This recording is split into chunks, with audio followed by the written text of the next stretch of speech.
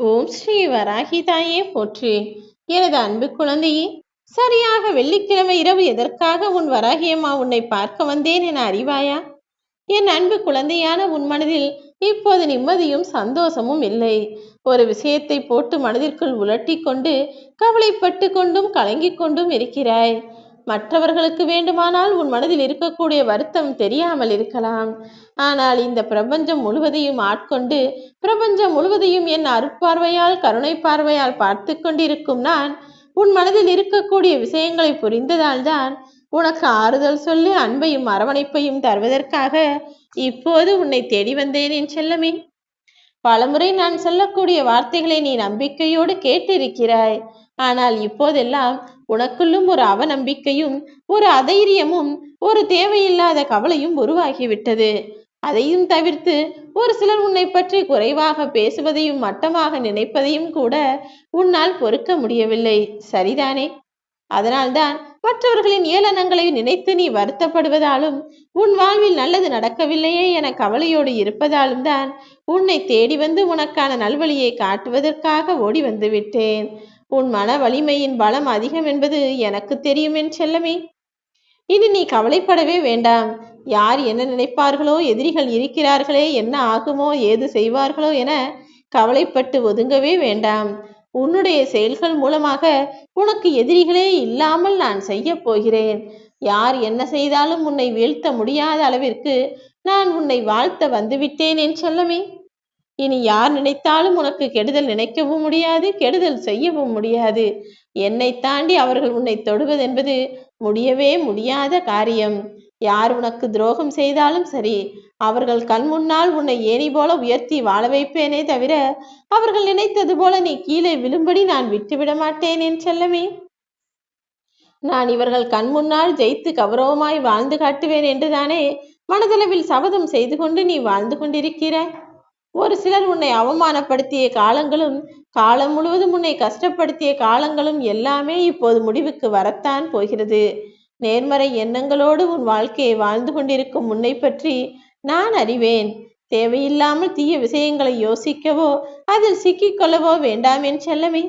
என் அருளால் உன் வாழ்வில் மாற்றங்கள் உண்டாகத்தான் போகிறது. காலம் உன்னை வெகுவாக பாதித்து விட்டது எனக்கு தெரியும்.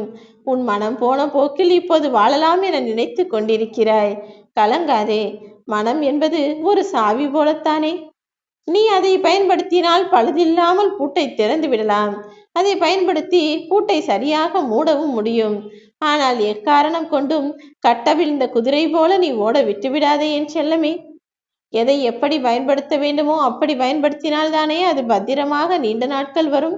அதே போலதான் உன் வாழ்க்கையிலும் எல்லா விஷயங்களையும் சரியாக முறையாக பக்குவமாக நிதானித்து நீ செய்தால் உன் வாழ்விலும் நீ எதிர்பார்த்தபடி எல்லா விஷயங்களும் நடக்கும் என் செல்லமே. வாழ்க்கை என்பது ஒரு சந்தர்ப்பம், ஒரு கடமை, ஒரு லட்சியம், ஒரு சோகம், ஒரு போராட்டம், இதெல்லாம் கலந்ததுதான் மனித வாழ்க்கை. நீ என்னவோ யாருக்குமே வராத துன்பமும் யாருக்குமே இல்லாத கஷ்டமும் உனக்கு வந்துவிட்டது போல ஏன் வருத்தப்படுகிறாய்? மனிதர்கள் எப்போதும் லட்சியத்தோடு கடமைகளை செய்து கொண்டும் வாழ்வில் நடக்கக்கூடிய விஷயங்களை பார்த்து இன்பத்தோடும் துன்பத்தோடும் வாழ்ந்து போராட்டத்தை அனுபவித்துக் கொண்டுதானே வாழ்கிறார்கள். சோகம் என்பது துக்கத்தின் பக்கத்தில் தான் இருக்கிறது. உன் வாழ்க்கையின் மறுபக்கமாக நான் உனக்கு வெற்றியான நிறைந்த பொற்காலத்தை கொடுக்க போகிறேன்.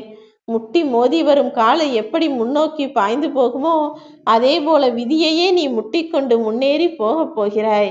உனக்கான நல்வாழ்க்கையை கொடுப்பதற்காக தானே இப்போது இந்த இரவில் உன் வராகியம்மா உன்னை தேடி வந்துள்ளேன். புத்திசாலிகளுக்கு வாழ்க்கை என்பது ஒரு கனவாகவே இருந்துவிடும். ஆனால் முட்டாள்களுக்கு வாழ்க்கை என்பது ஒரு மூடத்தனமான விளையாட்டு போல இருக்கும். உன் வாழ்க்கையை நீ எந்த நிலையில் வைத்திருக்கிறாய் என யோசித்து பார்.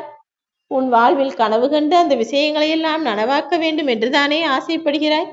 அப்படிப்பட்ட புத்திசாலியான அறிவாளி பிள்ளையான உன் வாழ்வில் எல்லா விஷயங்களையும் நல்லதாய் நான் நடத்தி கொடுப்பேன். கவலை கொள்ளாதே. விதி உன் வாழ்க்கையில் 1000 ஏற்றத்தாழ்வுகளை உண்டு செய்தாலும் சரி, எதை கண்டும் நீ கவலை கொள்ளாமல் எல்லா விஷயங்களிலும் வெற்றியை பெறுவதற்கு நான் உனக்கு துணை நிற்பேன் என் செல்லமே. உன் உடலில் இருந்து சிந்தக்கூடிய வியர்வை துளிகளும் நீ செய்யக்கூடிய முயற்சிகளும் நிச்சயமாய் உனக்கு வெற்றியையும் முன்னேற்றத்தையும் அமைத்து தரத்தான் போகிறது. நீ வாழ்க்கையில் கற்றுக்கொண்ட பாடங்கள் ஒரு பங்காக இருந்தால் நீ அதை பெறுவதற்கான பலனானது 10 மடங்காக இருக்கும்படி நான் செய்ய போகிறேன். இத்தனை நாட்களாக நீ எதிர்பார்த்து காத்திருந்த நல்ல விஷயங்கள் எல்லாம் இப்போது நிச்சயமாக உனக்கு கிடைக்கும் என் செல்லமே. என்னதான் நான் கஷ்டப்பட்டு போராடினாலும் விடாமல் அயராது உழைத்து பாடுபட்டாலும் கூட பெரிதாக என்னால் எதையுமே சேர்த்து வைக்கவும் முடியவில்லை. ஜான் ஏறினால் முளம் சறுக்குகிறது என்பது போல போராட்டமாகவே தான் என் வாழ்க்கை இருக்கிறது. எப்போதுதான் எனக்கார முன்னேறும் வாய்ப்பு கிடைக்குமோ என்று தானே யோசிக்கிறாய்? நேர்மறையாகவே போராடி வாழ்ந்து கொண்டிருக்கும் முன் வாழ்வில் நான் நிச்சயமாக வெற்றியை கொடுப்பேன். கவலை கொள்ளாதே. நூலருந்த காத்தாடி போல இருக்கும் உனக்கு நானே வழித்துணையாய் இருப்பேன் என் செல்லமே. என் கரங்களால் உன்னை இறுக்கமாய் பிடித்துக் கொள்கிறேன். உனக்கான பக்தியோடும் உனக்கான அன்போடும் வாழ்ந்து கொண்டிருக்கும் நீ இனி கவலை கொள்ளவோ முகம் வாட்டப்படவோ நான் விட்டுவிட மாட்டேன். என்னதான் நடக்கிறது பார்க்கலாம் என நீயே தைரியத்தோடு உன் வாழ்க்கையை வாழும்படி எல்லா விஷயங்களையும் இப்போது நான் மாற்றிவிட்டேன் என் செல்லமே. காலங்கள் ஓடி மறைந்தாலும் சில மனிதர்களின் ஏக்கங்கள் என்பது அப்படியேதான் இருக்கிறது என யோசிக்காதே. கடல் அலைகள் எப்படி ஓயாமல் போராடி கரை வந்து சேர்க்கிறதோ அதுபோல உன் வாழ்க்கையிலும் நீ போராட்டங்களுக்கு நடுவில்தான் வாழ்ந்து கொண்டிருக்கிறாய். கரை காணுவதற்காக முயற்சி செய்கிறாய் என எல்லாமே எனக்கு தெரியும். மனித வாழ்வின் போர்க்களமே அவரவர்களுடைய எதிர்பார்ப்பும் ஏக்கங்களும் தானே. அந்த எதிர்பார்ப்பு நிறைவேறாததால் தானே ஏக்கத்தோடும் கவலையோடும் வாழ்ந்து வருகிறீர்கள்.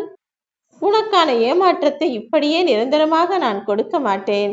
விரைவில் உன் வாழ்வில் எல்லாம் மாறத்தான் போகிறது. இனிமையான சொற்கள் தானே இன்பமயமான வாழ்க்கைக்கு அஸ்திவாரம். நீ பேசக்கூடிய வார்த்தைகள் என்பது மிகவும் சக்தி வாய்ந்தது. உன் மனம் சுத்தமாக வேண்டும். உன் மனதில் இருக்கக்கூடிய அழுக்குகளை எல்லாம் வைத்து கொண்டே சும்மா ஒப்பனைக்காக வெறும் முகப்பூச்சு செய்தால் அது நீண்ட காலம் நீடிக்காதல்லவா? அப்படிதான் வார்த்தைகளில் இருக்கக்கூடிய அசுத்தங்களும். எப்போதும் வார்த்தைகளில் நல்ல வார்த்தைகளும் நல்ல எண்ணங்களோடு கூடிய பேச்சும் இருக்கும்படி பார்த்துக்கொள். எல்லாவற்றையும் நீ சிறப்பாய் சிந்தித்து செயல்படுத்தினாலே நல்ல வார்த்தைகளை பார்த்தாலும் கேட்டாலுமே போதும். உன் மனமானது தானாகவே சுத்தமாகிவிடும் என் செல்லமே. இப்போது என்னை நம்பி வணங்கிக் கொண்டிருக்கும் உனக்கு நான் ஆறுதல் கூறிவிட்டேன். இனிமேலாவது நீ தைரியமாய் இருக்க பழகு. என் அன்பு பிள்ளையான நீ யாரிடமும் ஒருபோதும் தோற்று போக மாட்டாய். இப்போதே உனது கஷ்டங்களும் பிரச்சனைகளும் கவலைகளும் விரைவில் உன்னை விட்டு விலகி போகும். உனக்கான சந்தோஷத்தை நான் முழுவதுமாய் உன் கைகளில் ஒப்படைப்பேன் என என் மீது நம்பிக்கை வை. நான் நிச்சயம் உனக்கு நல்லதைத்தானே செய்திருக்கிறேன். இது நாள் வரை சொன்னதைத்தான் செய்திருக்கிறேன். இனிமேலும் அப்படித்தான் செய்வேன். வாழ வேண்டும் என்று நினைக்கிற என் அன்பு பிள்ளையான உன்னை நிச்சயம் வெற்றிகரமான ஆளாக வாழ வைப்பேன். யார் உன்னை நோக்கி என்ன விமர்சனம் வைத்தாலும் எதற்கு முக்கியத்துவம் கொடுக்க வேண்டாம் என் செல்லமே. தோல்வியை அருகே வைத்துக்கொண்டு வெற்றிக்காக காத்திருக்கும் உன் வாழ்வில் மாபெரும் வெற்றிகள் வந்து சேரத்தான் போகிறது. யார் ஒருவன் ஆசை இல்லாமல் எந்த எதிர்பார்ப்பை என்னிடம் வைக்கிறானோ அதை உடனே நிறைவேற்றி கொடுப்பேன்.